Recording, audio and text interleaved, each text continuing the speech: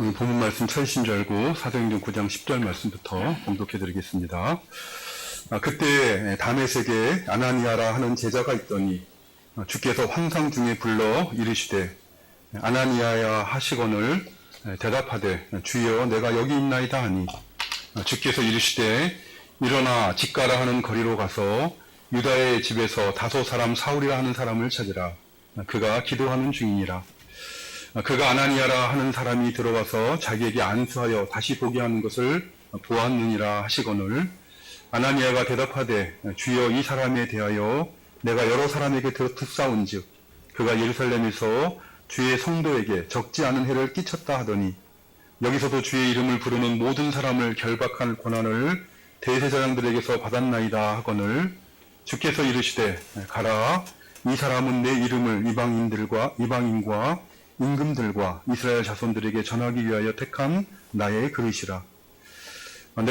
그가 내 이름을 위하여 얼마나 고난을 받아야 할 것을 내가 그에게 보이리라 하시니 아나니아가 떠나 그 집에 들어가서 그에게 안수하여 이르되 형제 사울아 주 곧 내가 오는 길에서 나타나셨던 예수께서 나를 보내어 너로 다시 보게 하시고 성령으로 충만하게 하신다 하니 즉시 사울의 눈에서 비늘 갇힌 것이 벗겨져 다시 보게 된지라.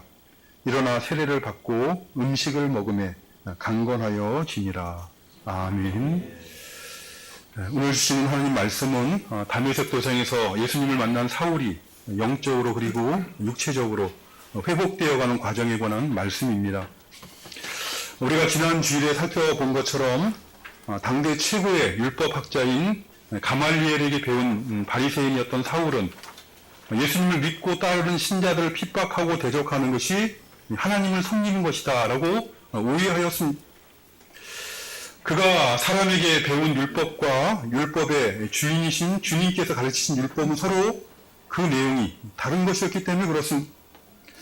당시의 유대인들은 하나님께서 모세를 통해 주신 동일한 율법을 자기들의 수준에서 사람들이 지킬 수 있는 정도의 도덕 규범으로 하나님의 말씀을 격화시켜 버렸습니다.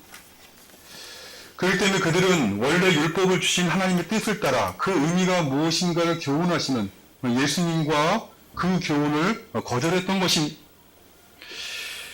유대인들이 가르친 율법의 의미를 따라 하나님을 섬기는 열심을 하였던 사울은 예루살렘을 사는 신자들을 핍박하고 대적하는 것으로 만족하지 못했습니다.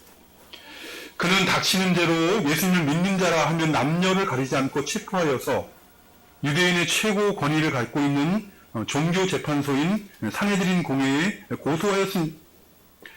심지어 그는 우리가 지난 주일에 살펴본 것처럼 예루살렘으로부터 북쪽으로 230km 정도 떨어진 다메섹까지 가서 예수님을 믿는 신자들을 체포하고자 하였습니다. 산헤드린 공회의 의장인 대제사장으로부터 예수님을 믿는 자를 체포할 수 있는 권한을 부여받은 사울이 다메섹에 있는 신자들을 핍박하러 가는 도중에 거의 다메섹에 도착했을 즈음에 그러나 주님께서 그에게 나타나셨습니다. 마치 연극 무대의 배우들을 비추는 불빛이 비치는 것처럼 갑자기 하늘로부터 강한 빛이 사울을 비추었고 하늘로부터 예수님의 음성이 들려왔습니다. 사울아 사울아 내가 어찌하여 나를 핍박하느냐라는 음성이 들려왔습니다. 해보다 더 밝은 빛에 비춤을 받은 사울은 앞을 보지 못하게 되었을 뿐만 아니라 그는 심한 큰 충격과 두려움에 빠지게 되었습니다. 그리고 그 후에 그는 사람들의 손에 이끌려 다메섹으로 들어오긴 했으나 사흘 동안 먹지도 마시지도 아니하고 기도에 전념하였습니다. 사람들마다 조금 다를 수가 있지만 일반적으로 이렇게 사울처럼 먹고 마시지 않는 금식을 하게 되면 두 번째 날 저녁부터 셋째 날 아침에가 가장 힘이 듭니다.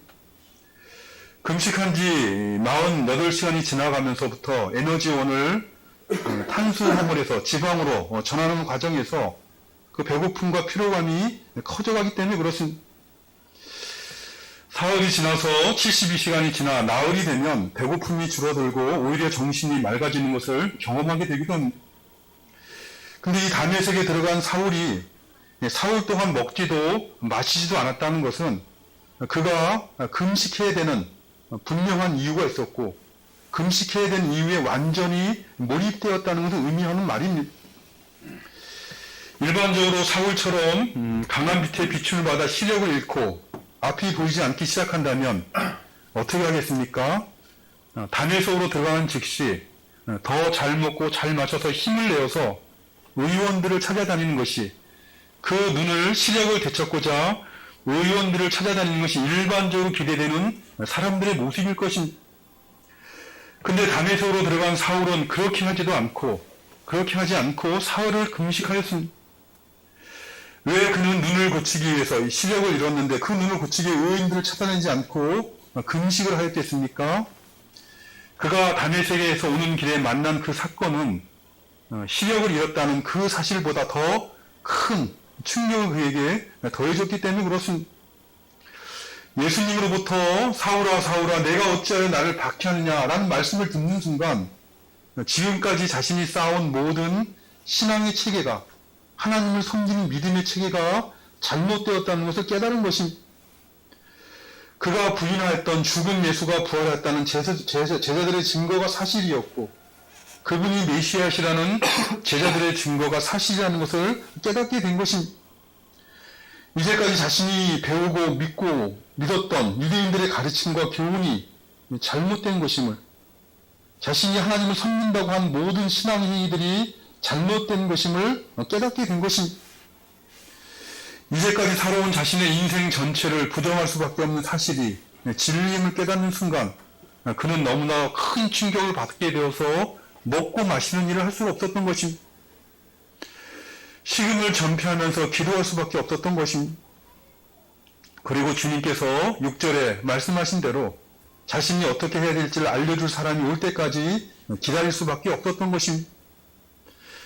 이렇게 사울이 시력을 잃은 채 사람들의 손에 이끌려 다메섹에 들어가 있는 사이에, 그 다메섹이라는 곳에는 아나니아라 하는 믿음으로 사는 제자가 한 사람이 있었습니다. 이 아나니아라는 이름의 의미는 여호와는 은혜로우시다 라는 의미인데, 이 이름 자체가 너무 유대인들에겐 좋은 이름이었기 때문에 이 사도행전을 보면 오늘 본문의 아나니아 외에도 2명의 아나니아가 더 기록되어 있습니다. 한 사람은 사도행전 5장에 나오는 삽비라의 남편 아나니아이고, 다른 한 사람은 사도행전 23장과 24장을 보면 3차 전도 여행을 마친 사도 바울이 예루살렘에 올라갔을 때 그를 체포하여 총독에게, 로마 총독에게 고소한 대제사장의 이름이 바로 아나니아였습니다. 삽비라의 남편인 아나니아나 또 이 대제사장인 아나니아는 사실 그들의 이름값을 하지 못하였습니다. 자기들의 소유를 팔아 얼마를 감추고 마치 다들인 것처럼 해서 성령을 속이고 죽임을 당한 이 아나니아나, 사도 바울을 대적하였던 대제사장 아나니아는 여호와는 은혜로우시다는 그들의 이름과는 상관없는, 그것을 증거하는 것과는 전혀 상관이 없는 삶을 산 사람들이, 그러나 오늘 본문의 아나니아는 그의 이름에 값을 한 사람입니다. 그는 여호와가 은혜로우신 분임을 증거한 사람입니다. 그 증거가 바로 오늘 본문에 기록된 것처럼 교회를 대적하며 핍박했던 사울에게 안수하여서 눈을 뜨게 하시는 여호와 하나님의 은혜가 그에게 임하도록 그것을 증거한 사건입니다. 아무튼 오늘 본문 10절에 이 다메섹에 있는 제자라고 밝히고 있는 아나니아는 사도행전 22장을 보면 그는 율법을 따라 사는 경건한 사람이라, 거기에 사는 모든 유대 사람들로부터도 칭찬을 받는 사람이라 이렇게 밝히고 있습니다. 일반적으로 예수님을 믿는 신자가 되면 예수님을 대적하는 유대인들로부터 대적을 받는 것이 일반적이었는데, 이 아나니아는 예수님을 믿는 사람임에도 불구하고 예수님을 대적하는 유대인들로부터 칭찬을 받고 있는 그런 사람이었다는 것입니다. 사울이 다메섹에 들어와 금식하며 기도하고 있을 때 우리 주님께서는 환상 중에 이 다메섹에 사는 제자인 아나니아를 불러서 말씀하셨습니다. 당시에는 오늘날과 달리 하나님의 말씀, 하나님의 뜻이 담긴 그 말씀이 성경으로 완성되지 아니하였으므로 환상이라는 방식을 통해 주님의 뜻이 무엇인가를 아나니아에게 말씀해 주신 것입니다. 오늘 보면 11절 말씀을 보면 아나니아에게 말씀하시기를 너는 일어나 집가라 하는 거리로 가서 유다의 집에서 5 사울이라는 사람을 찾으라. 그가 지금 기도하는 중인데 그가 아나니아라는 사람이 들어와서 자기에게 안수하여 다시 보게 하는 것을 보았느니라 라고 말씀하셨습니다. 이 사울은 다메섹 도상에서 시력을 상실한 사울은 너는 일어나 시내로 들어가라는 주님의 말씀에 순종하여 다메섹으로 들어갔습니다. 그리고 그는 거기서 잃은 시력을 되찾기 위해서 이의사 저의사를 찾아내는 것이 아니라 식인을 전폐하며 기도하는 일에 전념하고 있었습니다. 자신이 과거에 예수님을 믿는 성도들에게 행한 악한 일에 대해서 그는 회개하며 하나님의 용서를 빌고 어떻게 해야 될지 하나님의 뜻을 구하며 간절히 기도하고 있었던 것입니다. 그의 기도를 들으신 하나님께서는 환상으로 그에게 응답해 주셨습니다. 아나니아라는 사람을 보내어 안수하게 하시고 눈을 뜨게 하실 것을 기도하는 사울에게 환상으로 보여서 알게 하신 것입니다. 그리고 이제 아나니아에게 그것을 말씀하신 것입니다. 사도 사울의 기도에 대한 하나님의 응답의 도구로 너를 사용하고자 하니 가서 그에게 안수하여 그를 위해 기도하라 라고 말씀하신 것입니다. 그러자 아나니아는 어떻게 반응하였습니까? 여러분들이 아나니아였다면 어떻게 반응하였겠습니까? 주님께서 주님 말씀이시니 아무 말도 하지 않고 무조건 순종하였겠습니까? 오늘 본문 13절 말씀을 보면 주님의 제자라라고 밝히고 있는 하나님을 경외하는 경건한 자라라고 밝히고 있는 아나니아는 주님의 말씀을 듣고 그 말씀을 이해하거나 동의할 수가 없었습니다. 그래서 그는 주님에게 대답하기를 주여 이 사람에 대하여 내가 여러 사람에게 들었을사온즉 그가 예루살렘에서 주의 성도에게 적지 않은 해를 끼쳤다 하더니 여기서도 주의 이름을 부르는 모든 사람을 결박한 권한을 대제사장들에게서 받았나이다 라고 대답하였습니다. 그냥 사실 사람들이 그냥 일반적으로 생각할 때 그토록 살기 등등해서 교회를 진멸하고자 했던 사람, 예수님을 믿는 사람을 잡아 죽이겠다고 날뛰던 사울이 앞을 못 보게 되었다는 것이 얼마나 좋은 소식입니까? 하나님께서 정말 그렇게 역사하셨구나. 우리 원수의 눈을 멀게 하셔서 더 이상 우리를 핍박하지 못하게 막아주셨구나 라고 생각하며 기뻐하고 하나님을 찬양할 만한 일이다 라고 생각하는 것이 일반적인 사람들의 생각일 것입니다. 그런데 주님께서는 그런 사람에게 안수하여 눈을 뜨게 하라고 아나니아에게 말씀하시니 아나니아는 이해할 수가 없었던 것입니다. 아나니아는 마치 주님께서 사울이 행한 일, 사울이 이미 예루살렘에서 행한 일과 그가 다메섹으로 온 목적이 무엇인지 알지 못하고 계신 것처럼 주님에게 항변하며 대답을 한 것입니다. 주께서 말씀하신 사울은 예루살렘에서도 성도들을 핍박한 사람이에요. 그가 다메섹에 온 이유는 성도들을 체포하여 가기 위해서 왔다는 것입니다. 이런 말을 하고 있는 아나니아의 그 마음의 생각은 그 사람은 눈을 뜨게 하시는 그의 이런 시력을 고쳐주시는 하나님의 은혜를 입을 만한 자격이 없는 자라라는 말을 하고 있는 것입니다. 이미 교회를 핍박하였고 또 성도들을 핍박하러 온 사울에게 은혜를 베풀어서는 안 된다는 것입니다. 그가 눈을 떠서 다시 보게 되면 또다시 다메섹의 신자들을 핍박할지도 모르는데 어떻게 그에게 안수하여 눈을 뜨게 하라는 말씀입니까? 라고 항변하고 있는 것입니다. 그러나 이어지는 15절과 16절 말씀을 보면 주님께서는 아나니아에게 이렇게 말씀하셨습니다. 가라, 이 사람은 내 이름을 이방인과 임금들과 이스라엘 자손들에게 전하기 위하여 택한 나의 그릇이라. 그가 내 이름을 위하여 얼마나 고난을 받아야 할 것을 내가 그에게 보이리라 라고 말씀하셨습니다. 주님께서는 이해하지 못하는 아나니아에게 가서 사울에게 안수하여 눈을 뜨게 해야 되는 이유가 무엇인가를 말씀하셨습니다. 이제까지 교회와 성도들을 핍박한 사울은 내가 택한 나의 그릇이라는 것입니다. 아나니아 내가 볼 때에는 그 사울이 눈을 뜨게 하는 은혜를 베풀어 주기에 합당하지 않은 사람이다라고 생각하고 있지만 그렇게 기대하겠지만 그러나 그는 내 이름을 이방인들과 임금들과 이스라엘 자손들에게 전파하기 위해서 택한 나의 그릇이다 라고 말씀하셨습니다. 그러니 너는 가서 그에게 안수하여 그의 눈을 뜨게 하라는 것입니다. 이렇게 주님께서 그를 내가 사용하기 위해 택한 나의 그릇이다 라고 말씀하시는데, 아나니아가 자기 생각과 다르다 해서 거부할 수가 있겠습니까? 만일 그가 겉으로만 주님을 섬기는 사람이었다면, 겉으로는 주님을 섬긴다고 하면서도 속으로는 주님을 섬기지 않는 사람이었다면, 자기 생각과 다른 주님의 뜻에 순종할 수 없다고 하며 거부할 수도 있었을 것입니다. 자기 마음대로 하고자 했을 것입니다. 그러나 아나니아는 주님이 주인이신 줄 알고 믿고 따르는 제자였습니다. 그는 하나님을 경외할 줄 아는 사람이었습니다. 그러므로 그는 주님의 뜻이 담긴 그 말씀에 대해서 더 이상 어떤 톤을 달거나 항변하지 않았습니다. 그는 그저 주의 말씀에 순종하여서 주님께서 말씀하신 대로 사울이 머물고 있던 그 집으로, 직가라 하는 거리에 있는 유다의 집으로 찾아가서 사울을 만났습니다. 그리고 주님께서 명하신 대로 금식하며 기도하고 있던 사울에게 안수하며 기도하였습니다.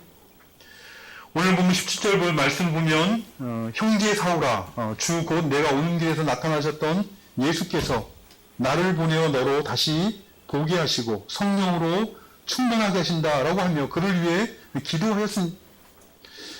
놀랍게도 아나니아는 사울을 누구라고 불렀습니까? 형제라고 불렀습니다. 이전까지 교회를 대적하고 성도들을 잡아 죽이고자 핍박했던 원수 사울을 형제라고 부른 것입니다. 어떻게 스데반을 죽이는 일에 동참하였고 교회를 진멸하고자 했던 사람, 다메섹까지 쫓아와서 성도들을 핍박하고 했던 사람을 형제라고 부를 수가 있는 것입니까? 우리 주님께서 그에게 그렇게 말씀하셨기 때문에 그렇습니다. 주님으로부터 그는 주님의 이름을 위해서 택하신 주님의 그릇이다 라는 말씀을 들었기 때문에 그렇습니다. 비록 이제까지는 그가 교회와 성도들을 핍박하며 반기독교적인 행위를 했을지라도 주님께서 말씀하시기를 그는 하나님의 택하심을 입어서 복음을 증거하기 위해 고난받을 사람이라 라고 말씀하셨으니 그 주님의 말씀을 따라 이제 그를 형제라라고 부른 것입니다. 한번 생각해 보십시오. 아나니아로부터 형제 사울아라는 말을 듣는 순간 그 사울의 심정은 어떠했겠습니까? 교회와 신자들에게 행한 과거의 모든 악한 일들로 인해 그가 지고 있던 모든 짐들, 모든 괴로움들이 다 내려지는 느낌을 받았을 것입니다. 그가 행한 모든 악에 대해서 모르고 행한 모든 죄를 용서하시는 하나님의 은혜를 깨닫게 되었을 것이고, 그리스도의 몸된 교회를 핍박하던 자신을 그리스도의 몸된 교회의 일원으로 삼아주시는 그 하나님의 놀라운 은혜를 깨닫게 되었을 것입니다. 이처럼 아나니아는 그의 이름이 의미하는 것처럼 여호와는 은혜로우시다는 그의 이름의 의미처럼 여호와 하나님은 참으로 은혜로우신 분임을 사울에게 증거하였던 것입니다. 이렇게 아나니아가 그를 위해 안수 기도를 하자 즉시 사울의 눈에서 비늘 같은 것이 벗겨져 다시 보게 되었을 뿐만 아니라 그는 성령으로 충만하게 되었습니다. 그리고 그는 일어나 예수님을 구주로 믿는 믿음을 고백하고 세례를 받음으로 신앙적으로 영적으로 이제 유대인이었던 그가, 하나님을 대적했던 그가 이제는 하나님의 은혜 안에 들어오는 그런 영적인 회복을 입게 되었을 뿐만 아니라 이제부터는 음식을 먹고 육적으로 더 강건함을 회복하게 되었습니다. 하나님의 관계가 바르게 정상적으로 된 후에야 육체적으로도 강건함을 입게 된 것입니다. 이것이 정상적인 순서입니다. 신자들은 하나님과의 관계가 바로 되어 영적으로 먼저 강건해져야 육적으로도 참된 의미에서 강건함을 입을 수 있게 되는 것입니다. 생각해 보십시오. 하나님 믿는 신자라는 사람이 영적으로 강건하지 못한 채 육적으로 강건하게 되면 어떻게 되겠습니까? 하나님을 버리고 그 육신의 힘을 따라 살아가게 되는 것입니다. 그렇게 하나님이 택한 신자들이 살아가지 않게 하시려고 때로는 하나님께서 성도들에게 육신적인 연약함을 허락하시기도 하는 것입니다. 신자는 영적으로 이처럼 강건해져야 하나님과의 관계가 바르게 되어야 육적으로도 강건함이 있는 것이 원리적으로 바른 순서인 것입니다. 오늘 본문 말씀을 통해 우리에게 교훈하시고자 하시는 적용적인 교훈을 두 가지만 살펴보고 오늘 말씀을 맺도록 하겠습니다. 먼저 우리가 생각해야 될 적용적인 교훈은 아나니아를 통해 주시는 교훈입니다. 우리가 살펴본 것처럼 아나니아는 주님께서 하시고자 하시는 일을 이해할 수가 없었습니다. 그가 비록 주님을 따르는 제자요, 하나님을 경외하는 사람이었음에도 불구하고 하나님께서 하시고자 하시는 일, 주님께서 하시고자 하시는 일을 전부 다 이해하고 살아가는 것은 아니었다는 것이죠. 교회를 대적하며 멸하고자 하는 믿는 선조들을 미워하며 핍박한 사울에게 안수하여 그의 시력을 회복해가라는 주님의 말씀을 그는 이해할 수가 없었습니다.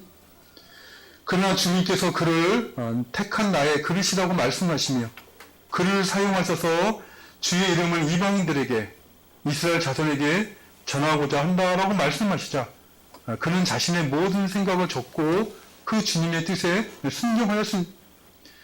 사울에 대한 사람들, 다른 사람들의 평판이나 자기 생각보다 하나님의 말씀을 듣고 순종하고자 하는 것입니다. 오늘날 이 시대를 살아가는 하나님의 자녀된 우리들도 아나니아처럼 하나님께서 하시고자 하신 일들을 다 이해할 수가 없을 것입니다. 우리 자신의 인생길 가운데 행하시는 하나님의 뜻에 대해서, 이 세상에 대해서, 다른 사람들에 대해서 행하시는 하나님의 일들을 다 이해할 수가 없는 것입니다. 그러나 하나님께서 하시고자 하시는 일들이 우리의 생각이나 우리의 기대와 다른 것처럼 보일지라도 하나님의 말씀 안에 담겨있는 하나님의 뜻은 전지전능하신 하나님께서 반드시 이루실 선하시고 기뻐하시고 온전하신 뜻이고 우리의 생각과 판단과 기대라는 것은 늘 유한하고 불완전한 피조물의 생각과 판단이라는 것을 늘 기억하시고 신앙생활 하시길 바랍니다. 늘 그것을 주님을 바라봄으로 인정하시고 비록 우리의 현실이 우리의 인생 가는 길이 우리 생각과 다른 것처럼 보일지라도 하나님의 말씀을 듣고 순종하는 일에 힘을 쓰셔서 하나님께서 행하시고자 하신 일에 쓰임받는 하나님께서 하시는 뜻을 이루어가는 우리 모두가 되시기를 바랍니다. 우리 인생의 시간과 날들을 통해 거룩하신 하나님의 뜻이 이루어져가는 것을 목도하는 그 은혜와 영광을 맛보아 알아가는 우리 모두가 되시기를 간절히 바라는 것입니다.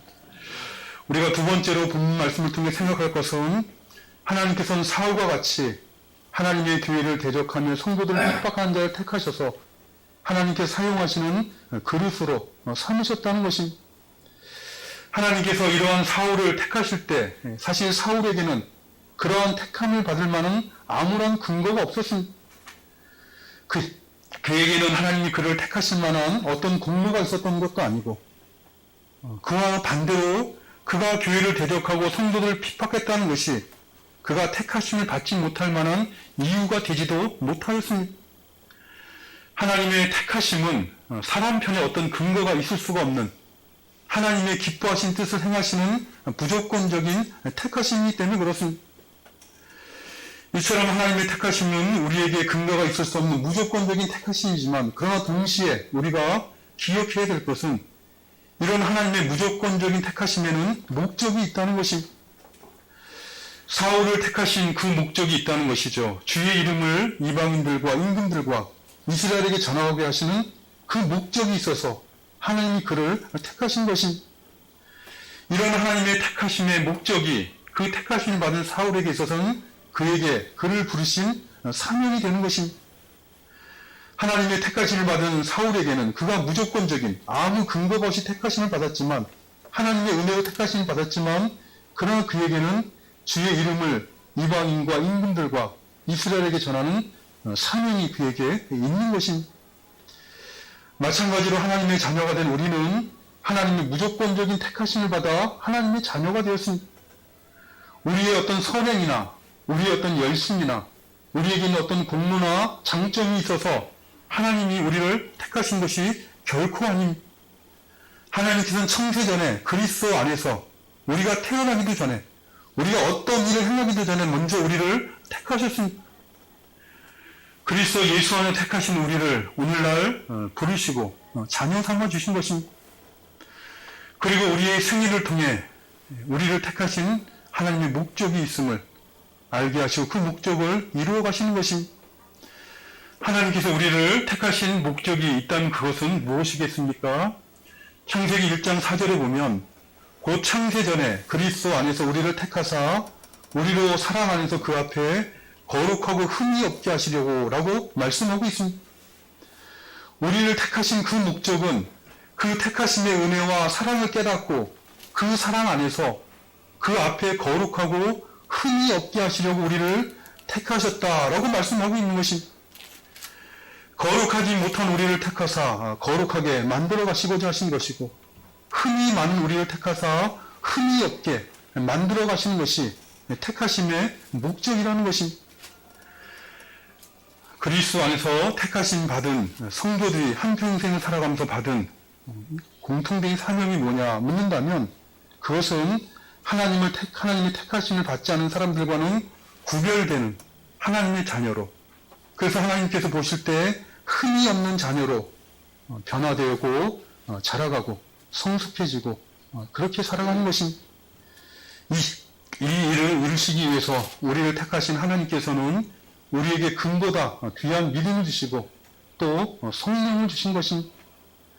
우리 안에 우리를 거룩하게 만들어 가시는 하나님의 은혜로 주신 믿음이 역사하고 있다는 것을, 우리 안에 우리를 흠이 없는 자녀로 만들어 가시는 성령께서 역사하고 있다는 것을, 그것을 경험적으로 맛보아 알아가며 구원에 대한 확신과 감사가 넘쳐나는 그런 복된 신앙생활 하시는 우리 모두가 되시기를 간절히 바라는 것입니다.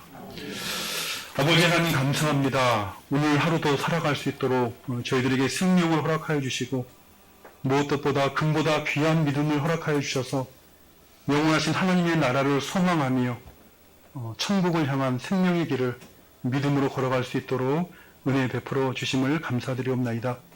저희들의 생애가 이 땅에서 영원히 되어지는 것이 아니라 하늘나라에 들어갈 소망이 있는 자들이라는 것을 늘 우리 마음 가운데 깊이 깨닫고 기억하게 하시고 우리를 택하신 하나님의 거룩한 뜻이 저희 생애 가운데 이루어져 가는 것을 목도하며 감사하는 신앙생활하는 저희들 되도록 도와주시옵소서. 세상에 보화를 쌓아놓는 것으로 만족해하며 기뻐하며 자랑하는 세상 사람들처럼 살아가지 않도록 성령께서 늘 저희의 심령을 주의 말씀으로 붙잡아 주시고 영원하신 하나님 나라의 보화를 쌓아놓는 그런 기쁨을 알아가는 저희들의 생애가 되어줄 수 있도록 은혜 베풀어 주시옵소서. 예수님의 이름으로 기도드리옵나이다. 아멘. 네, 우리 같이 일어나셔서 찬송가 320장 나의